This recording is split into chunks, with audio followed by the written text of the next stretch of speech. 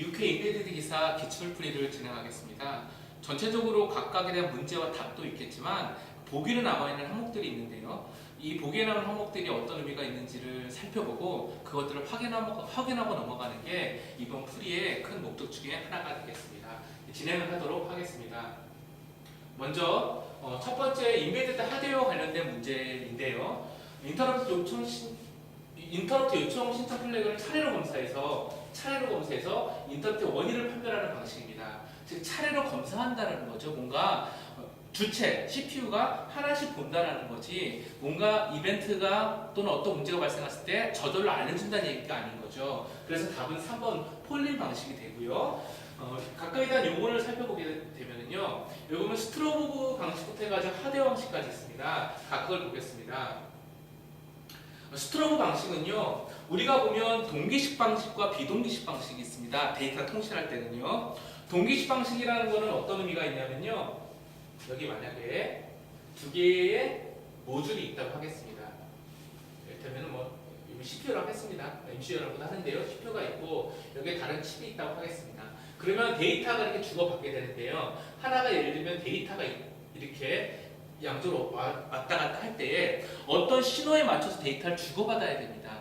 어떤 규약에 따라서 주고받거나 이때 만약에 우리가 클록이 만약에 이렇게 뛰고 있다 그러면 이 뛰고 있는 신호에 맞춰서 데이터를 주고받겠다. 그럼 이거를 동기식 방식이라고 하고요. 이렇게 동기식 방식이 아니고 클럭이 없이 별도의 규약과 별도의 방법으로 데이터를 주고받는 것을 비동기식 방법이라고 했습니다. 근데 스트로브 방식은 어떤 의미가 있냐면요. 데이터 전송 회선 이외에 스트로브 신호를 보낼 수 있는 제어 회선을 별도로 추가했다는 겁니다. 그래서 전송 시간을 맞추는 비동기적 데이터 전송 방식이죠.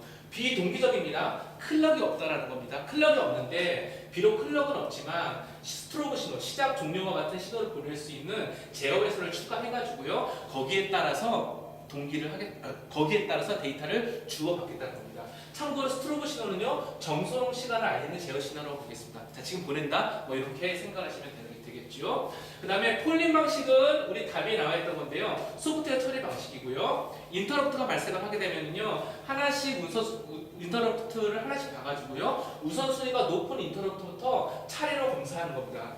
예를 들면 인터럽트가 최상위 인터럽트부터 최하위 인터럽트가 있다 그러면 인터럽트가 발생했을 때 차라리 순서대로 봐가지고요, 차라리 순서대로 봐서 해당하는 인터럽트에 대한 것을 처리해 주겠다는 얘기인 거죠. 장점은요, 어떻게 보면 약간 소프트웨어적이고 유연한 느낌이 있잖아요. 왜냐하면 내가 임의로 보겠다는 얘기인 거니까 회로 구성이 당연히 간단하고요. 여러 가지 변경이라든지 제어가 좀 더 편리하다고 볼 수 있습니다. 단점이라고 그러면요, 대상 인터럽트가 많은 경우 처음부터 끝까지 봐야 될 범위가 많잖아요. 그럴 경우에는 처리 시간이 오래 걸린다는 단점이 있겠습니다.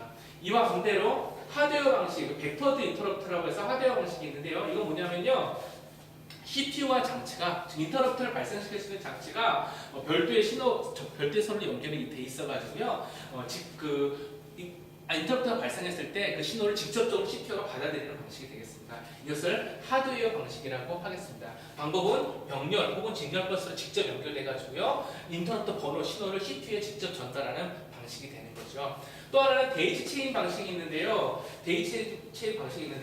하드웨어 방식과 조금 비슷하면서 다릅니다. 하드웨어 방식이라는 것은 병렬 혹은 직렬 버스 두 가지를 다 하드웨어 방식이라고 하면요, 데이지 체인은요, 직렬 방식입니다. 하나의 직렬 회선에 모든 장치를 연결한 건데요, 우선순위가 높은 장치가 앞쪽에 연결되도록 구성된 겁니다.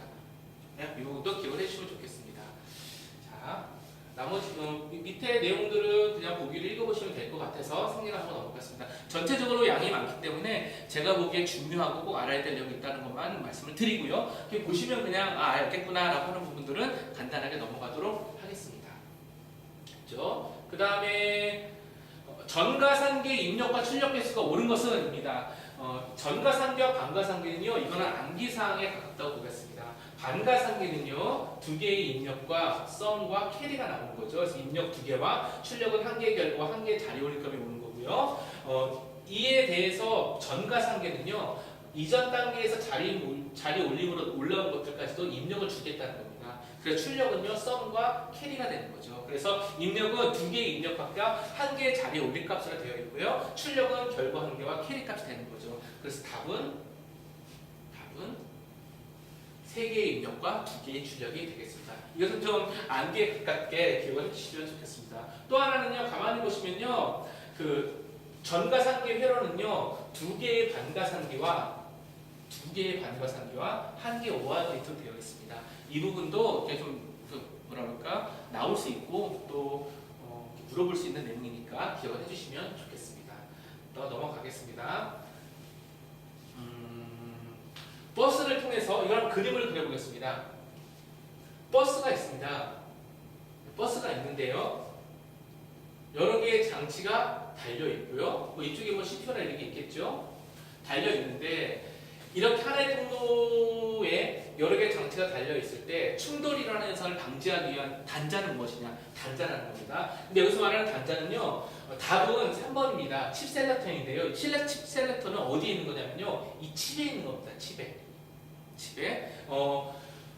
결국은 여기서 버스를 통해서 데이터를 주거나 받기 위해서 데이터를 흘려보내게 되면 각각 달려있는 요 센서 혹은 칩들의 데이터가 흘러 들어갈 수 있잖아요. 그때 이게 1번이라고 그러고 이게 2번이라고 하겠습니다. 1번이 활성화될 거냐 2번이 활성화될 거냐를 뭔가 결정을 해야 되는 거잖아요. 그때 1번 칩의 칩 셀렉터를 활성화시켰다. 2번 칩의 칩 셀렉터를 활성화시켰다. 즉 1번 칩이 동작해라 2번 칩이 동작해라 이렇게 얘기를 하게 되는 겁니다. 그래서 답은 칩 셀렉터가 되는 거고요. 관련된 용어를 한번 보도록 하겠습니다. 관련된 용어를 보시면요.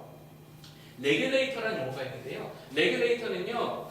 그 전압을 이렇게 뭐라 그럴까 안정적으로 공급하는 역할을 합니다. 그래서 보면 임의의 입력 전압을 정해진 법의 출력 전압으로 조정할 수 있는 그런 역할이 있습니다. 예를 들면요. 우리가 보면은 보통 볼트 레벨로 어떤 레벨로 동작한다고 하는데요. 예를 들면 이런 게 있을 수 있습니다. 예를 들면 우리가 아마 많이 들어서 알고 계실 텐데요.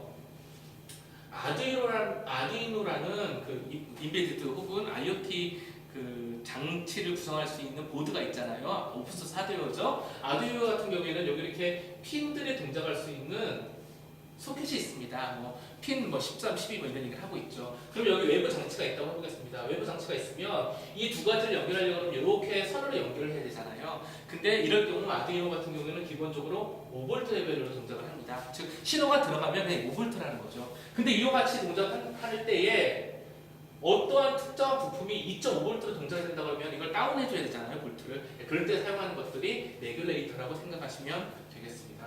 즉 임의의 전압을 정해진 범위로 출력할 수 있다 이렇게 되겠습니다. 팔은요 이게 보면은 저는 이 문제에서 PA의 팔이 지금 이 의미로 지금 보기로 나온지는 잘 모르겠습니다. 좀 생뚱맞은 느낌이 있어가지고요. 근데 이거를 그냥 말씀드리면 유럽에서 활성화하는 텔레비전 시스템 방식입니다. 그래서 뭐 625 라인에 50Hz, 25fps 정도로 전송하는 우리 NTSC인가? NTSC? 우리 그 일본에서 했던 TV 송출 방식이잖아요. 그것처럼 유럽에서는 8방식을 쓴다고 합니다. 이것도 그냥 기억 정도 해주시면 좋겠습니다.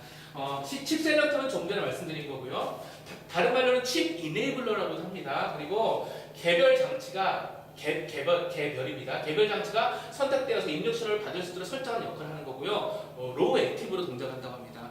굳이 로우 액티브라는 말을 써놓은 이유가요. 칩을 동작하는 것에 대해서 이 로우 액티브의 의미를 무엇인지 확인해 보려고 하는 겁니다. 일상적으로 보게 되면요, 우리가 보면 이런 얘기가 있습니다. 플루팅이라는 현상이 있습니다. 플루팅 현상이 있는데 이건 뭐냐면요. 만약에 어떤 칩이 있습니다. 칩이 있는데 이렇게 칩에다가 회로를 하나 회로 또는 센서를 하나 연결했다고 하겠습니다. 센서. 그래서 이 센서는요, 1 아니면 0 이런 것들을 입력한다고 하겠습니다. 그럴 때 제가 만약에 여기서 데이터 모듈을 소프트웨어를 만들어가지고요, 데이터 리드한다 그러면 일상적으로 연결해 놓고 센서가 아무 동작을 하지 않는다는 가정하에 1이 올까요? 0이 올까요? 보통의 경우 보면 1도 0도 아닌 이상한 값들 1이 올 때도 있고 0이 올 때도 있고 왔다 갔다 할 때도 있고 이렇게 부유값이 오게 됩니다. 그래서 이것을 우리는 플로팅 현상이라고도 하는데요. 이렇기 때문에 이러한 어떤 회로를 구성할 때는요, 특정 입력값이 반드시 0 아니면 1로 고정을 시켜놓고 제어할 수 있는 방법이 필요합니다. 그럴 때뭐 풀업 저항이나 풀다운 저항을 단다고 하는데요. 그것과도 관계가 있습니다. 로우 액티브는 뭐냐면요. 보통 이럴 경우에는 요 핀 위에다 P핀 A라고 그러면 위에 바가 붙어 있는데요. 0이 됐을 때, 즉 인가된 전압이 0일 때 또는 그러니까 낮을 때 또는